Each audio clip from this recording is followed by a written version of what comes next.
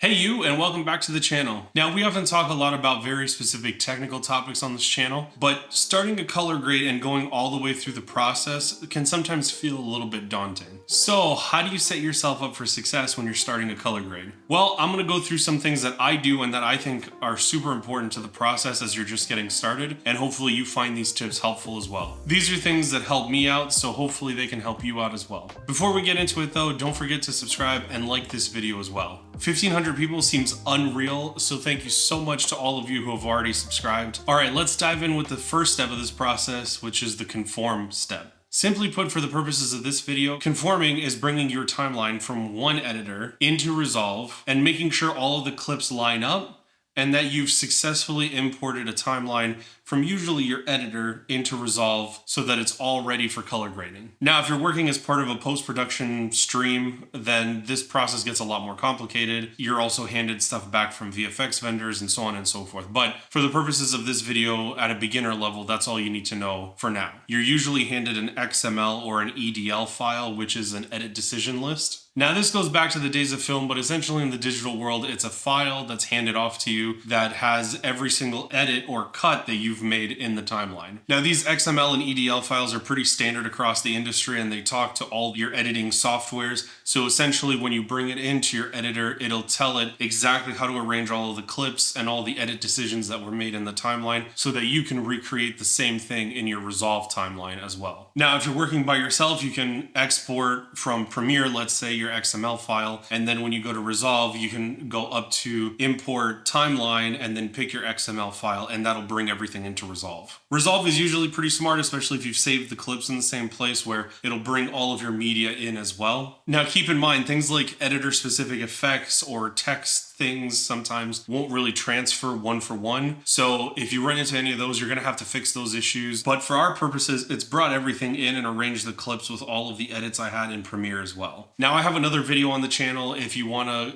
see the process of going from Premiere to Resolve and how I do it, usually for my videos. I'll link that down below in the description, and I'll link it up top now as well, so you can go watch that video too. Now, why is this important in terms of color grading? For one, if you're responsible for this timeline, you wanna make sure that you bring in all of your camera raw files or the best quality files that you have in order to color grade those files specifically. You always want to be grading the highest quality files that you have available to you. Now, this is because when editors usually hand you stuff, they're working with proxy media, and essentially what that means, it's a down resolution version of the camera raw clips in order to make editing hours and hours worth of footage more accessible to them on their computers. You always want to make sure that your conform is done up front and proper, so that way when you move into the color grading section, it makes everything a lot easier for you and you can just move forward grading the right clips. Now, if you're interested, I'll do another video on conform. Let me know down in the comments below. But for now, at the beginning stages, that's really all you need to know to get started. Okay, so now you've got your conform done. You're ready to move on to the color tab of Resolve and start grading if you've got all of your clips properly arranged and properly on the timeline. Now, as I start grading, I'm always thinking about what can I do in the broadest possible steps to get me the closest to the end result that I want to achieve. As in, what steps am I going to take first that are going to cover the most amount of ground in my grade to get me to where I'm trying to go? For me, this means I'm going to have a plan going in. I'm going to try to do the same steps every single time I step into a color grade, as opposed to I just now have a bunch of clips laid out in front of me and I'm just going to start twisting knobs or doing things to try to get the first shot looking good. So I'm not going to try to attack things at a clip by clip level, which I've often seen done. This oftentimes gets you kind of lost in the weeds and sort of straying from the path. And then by the time you realize where you've gone astray, you already have much less time to work with and you've only graded a couple of clips. Now, the reason I want to have this process set up is because I want to be following the same exact steps every single time I get in front of a timeline, or at least as close to it as possible. Sometimes you may have to tweak certain things in your process, but for the most part, I know that my 1, 2, 3 steps are going to be the same every time to get me the best possible result. For me, this breaks down into a couple of easy steps. Number one, set up my color management. This brings all of my clips to a normalized starting position. It also gets me from what the camera was able to capture into something that I can work in, which is my working color space, all the way through to my output color space, which is what my display can reproduce. Number 2,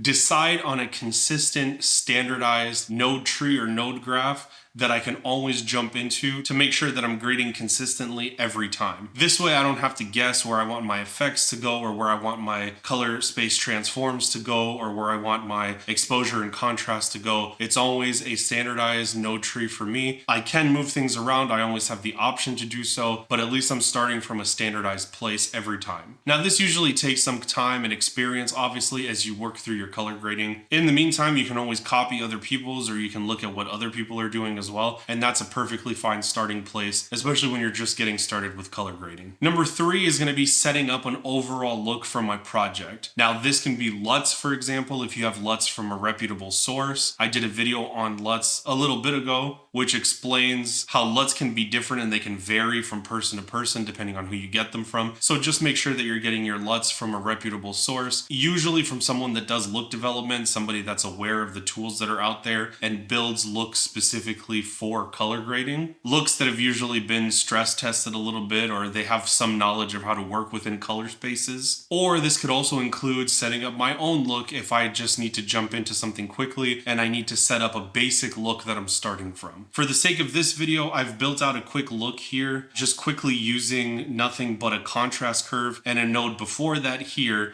that does a little bit of split toning. I did a video on building a simple split tone here on the channel already, so I'll link that up above and in the description below as well, so go check that out after this video. Grading like this gives me an overall look that I can use to quickly set up an overall direction. Now this is something that should work for your whole timeline, and if I look at even just this group of clips here, I can quickly audition what my look does to each one of these clips by opening up and clicking on this light box up here in the top right. It'll show you thumbnails of every clip just so you can scan through and see what you did and if it's working for those particular clips. You can also adjust your zoom here so you can just scan through quickly or zoom in on a particular shot to get a better look. Remember, if all you've done up to this point is shot level grading where you're just jumping into specific shots and trying to make those look as good as possible, then you're not establishing an overall look for your timeline and your projects. You can quickly get lost in the weeds going in that direction, because in order to get your grade to translate from clip to clip, it's going to be a lot harder than if you just set up an overall contrast and an overall split tone or an overall look to work for your entire project. The better way to work, at least in my opinion, I've just shown you with these 3 easy steps. So what we've done is we've normalized our image into a common working space, we've established an output color space to our appropriate Rec 709, and we've set up the basic look for ourselves in just a few easy moves. So now comes the next tip, which is working in passes. Now that I have the basic look down for all these clips, I can continue refining my look through different passes throughout all these clips. Now, the point of this phase is I don't want to get stuck on any one clip for too long. The idea here is you always want to keep it moving, and you always want to be asking yourself, what's the broadest approach I can take here to get me the closest to my end goal? Once again, that's my philosophy as I'm color grading the whole way through. Now, usually during this step, it's focusing on exposure and tweaking my contrast to make sure that as I go from shot to shot, it's matching visually